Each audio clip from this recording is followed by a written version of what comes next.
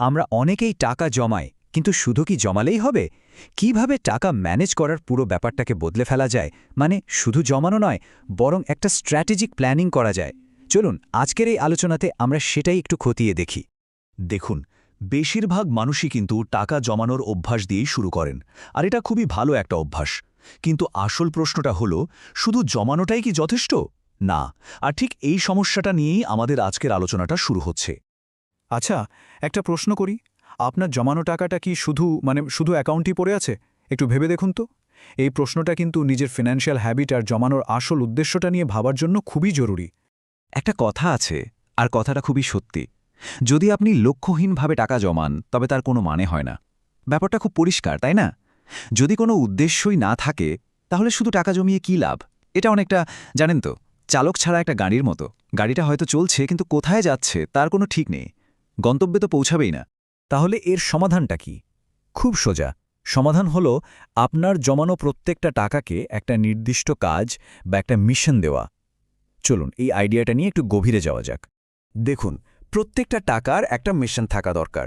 যখনই আমরা একটা নির্দিষ্ট টাইমলাইনের সাথে আমাদের সেভিংসকে একটা স্পষ্ট লক্ষ্যর সাথে জুড়ে দিই, তখনই কিন্তু ফিনান্সিয়াল কন্ট্রোলের প্রথম ধাপটা নেওয়া হয়। কারণ একটা লক্ষ্য থাকলে কি হয় জানেন? এটা আমাদের মোটিভেশন দেয়, আর আমরা ঠিক পথে এগোচ্ছি কিনা সেটা মাপার একটা বেঞ্চমার্কও তৈরি করে দেয়। এই যে দেখুন, যখন সেভিংসের একটা নির্দিষ্ট উদ্দেশ্য থাকে, তখন সেটা ভবিষ্যতের জন্য একটা দারুণ শক্তিশালী হাতিয়ার হয়ে ওঠে। এখন প্রশ্ন হলো, এই লক্ষ্যগুলো আমরা ঠিক করব কিভাবে? এর জন্য কিন্তু একটা খুব সহজ কিন্তু খুবই পাওয়ারফুল ফ্রেমওয়ার্ক আছে। এই ফ্রেমওয়ার্কটা হলো স্বল্প, মধ্যম আর দীর্ঘমেয়াদী। যখন আমরা আমাদের ফাইন্যান্সিয়াল গোলগুলোকে এই 3টে ভাগে ভাগ করে নিই, তখন পুরো প্ল্যানিংটাই না অনেক সহজ হয়ে যায়। চলুন একটা একটা করে দেখি। তো প্রথমে আসা যাক শর্ট টার্ম বা স্বল্পমেয়াদী লক্ষ্যে। এগুলো কি?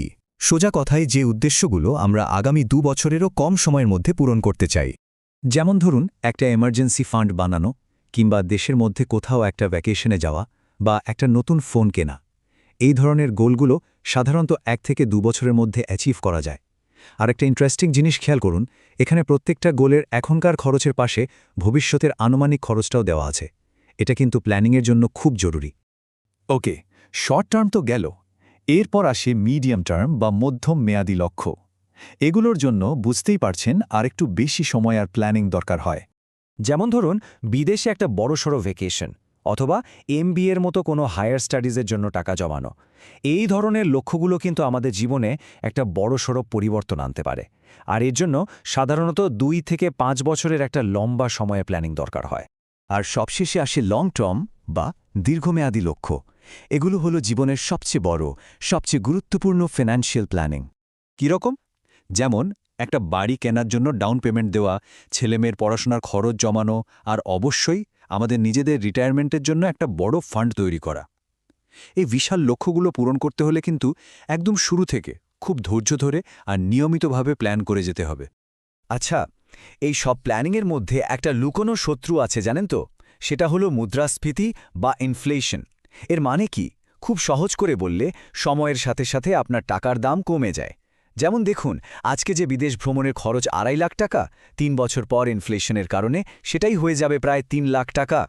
তাই গোল সেট করার সময় শুধু আজকের দাম দেখলে কিন্তু হবে না, ভবিষ্যতের খরচটাকেও মাথায় রাখতে হবে। তো গোল তো সেট করা হলো, কিন্তু সেই গোলে পৌঁছানোর জন্য টাকাটা জমাবো কিভাবে? চলুন এবার কিছু স্মার্ট সেভিং টিপস দেখে নেওয়া যাক। মোট 13টা টিপস আছে।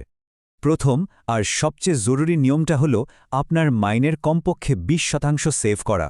এটা হলো বিখ্যাত 50-30-20 রুল। মানে আপনার আয়ের 50% যাবে আপনার দরকারি খরচে, 30% যাবে আপনার শখ বা ইচ্ছা পূরণে, আর বাকি 20% ওটা সোজাসুজি চলে যাবে সেভিংস বা ইনভেস্টমেন্টে। এরপর কিছু খুব সহজ কিন্তু দারুণ কাজের অভ্যাস তৈরি করা যায়। যেমন ধরুন, মাইনে পাওয়ার সাথে সাথেই আপনার সেভিংসের টাকাটা অটোমেটিক্যালি অন্য একটা অ্যাকাউন্টে ট্রান্সফার করে দিন। তাহলে আর ওটা খরচ করার সুযোগই থাকবে না। কিংবা ধরুন, দোকানে যাওয়ার আগে একটা শপিং লিস্ট বানিয়ে নিন আর সেটাই স্ট্রিক্টলি ফলো করুন। এছাড়াও যে জিনিসগুলো খুব কম ব্যবহার হয় সেগুলো না কিনে ভাড়ায় নিন। এই ছোট ছোট স্টেপগুলোই কিন্তু মাস শেষে একটা বড়সড় তফাৎ গড়ে দেয়। আচ্ছা, আমাদের অনেকেরই হুট করে বড় কোনো জিনিস কিনে ফেলার একটা অভ্যাস থাকে, তাই না? এটা আটকানোর জন্য একটা দারুণ সাইকোলজিক্যাল ট্রিক আছে। সেটা হলো 30 দিনের নিয়ম। কোনো বড় নন এসেনশিয়াল জিনিস কেনার আগে জাস্ট 30 দিন অপেক্ষা করুন। যদি 30 দিন পরেও মনে হয় যে ওটা আপনার সত্যিই দরকার, তাহলেই কিনুন। দেখবেন বেশিরভাগ সময়ই ওই ইচ্ছেটা সময়ের সাথে সাথে চলে যায়। আরও কয়েকটা দারুণ টিপস আছে, যেমন প্রতি 15 দিনে একটা মানি ফাস্ট দিন রাখুন, মানে সেদিন কোনো খরচ করবেন না। ক্রেডিট কার্ডের বদলে ডেবিট কার্ড বা ইউপিআই ব্যবহার করুন, এতে ঋণের ফাঁদে পড়ার ভয় থাকে না। যত কম বয়সে পারবেন লাইফ ইন্স্যুরেন্স করে নিন, তাতে প্রিমিয়াম অনেক কম পড়ে। আর অনলাইন শপিং অ্যাপগুলো এড়িয়ে চলুন। দরকার হলে ডেস্কটপে ইনকগনিটো মোড ব্যবহার করুন, এতে অনেক ইম্পালস বাইং থেকে বাঁচা যায়। এই সব তো গেল সেভিংসের কথা, কিন্তু শুধু টাকা জমানোই কি আমাদের আসল লক্ষ্য? না, আসল লক্ষ্যটা এর থেকেও অনেক বড়, অনেক বেশি শক্তিশালী। চলুন দেখি সেটা কি। এই কথাটা একবার শুনুন। সঞ্চয়ের একটি সীমা আছে, কিন্তু আয়ের কোনো সীমা নেই। ভাবুন একবার, কথাটা কতটা সত্যি। আপনি একটা লেভেলের পর আর সঞ্চয় বাড়াতে পারবেন না, কারণ বেঁচে থাকার জন্য ন্যূনতম খরচ তো করতেই হবে। কিন্তু ইনকামের কোনো আপার লিমিট নেই।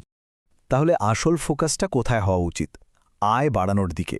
দেখুন, সেভিংস অবশ্যই খুব জরুরি, কিন্তু লং টার্ম ফিনান্সিয়াল সাকসেসের আসল চাবিকাঠি হল নিজের ইনকাম বাড়ানো। কারণ আপনার আয় যখন বাড়বে, তখন সঞ্চয় আর বিনিয়োগ করার ক্ষমতাও অটোমেটিক্যালি অনেক বেড়ে যাবে। তো আজকের এই আলোচনা শেষ করার আগে একটা প্রশ্ন রেখে যাচ্ছি। এই সব কিছু শোনার পর আপনার টাকার জন্য প্রথম লক্ষ্যটা কি হবে? কোন মিশনটা আপনি আপনার টাকাকে দিতে চলেছেন? এই উত্তরটা খুঁজে বের করাই কিন্তু আপনার ফিনান্সিয়াল প্ল্যানিংয়ের জার্নির প্রথম আর সবচেয়ে গুরুত্বপূর্ণ স্টেপ।